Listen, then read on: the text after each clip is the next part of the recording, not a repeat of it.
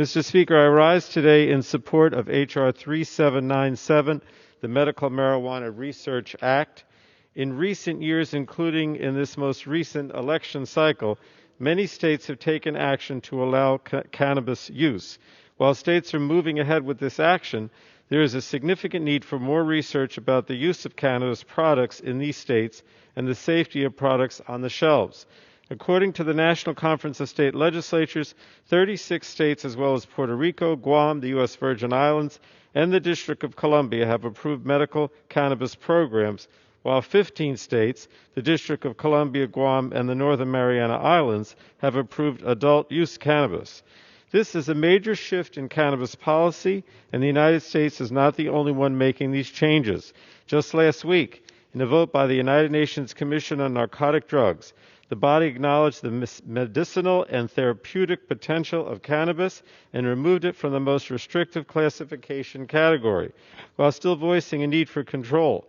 The United States voted in favor of this move, stating that the legitimate medical use of cannabis has been established through scientific research. Unfortunately, American researchers seeking to study the products widely available and used by consumers in these states and territories face restrictions and numerous hurdles created by U.S. federal policy. It's time we break through this catch-22. This bipartisan bill begins to address this issue by reducing barriers to cannabis research. In January, the Energy and Commerce Committee heard from federal officials about the difficulty researchers face when it comes to conducting research with cannabis. As an example, for years, there has been only one source of marijuana made available by the University of Mississippi that can be used in the U.S. for research purposes. Another difficulty is that the current federal registration requirements can be time-consuming and add unique and additional responsibilities than what is required for other types of medical research.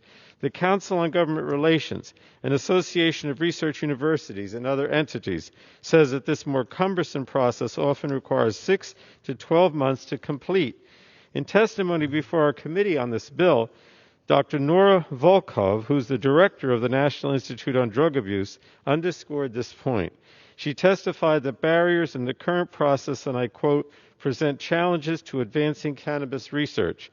As a result, she said, we have a gap in our understanding of cannabis products on health.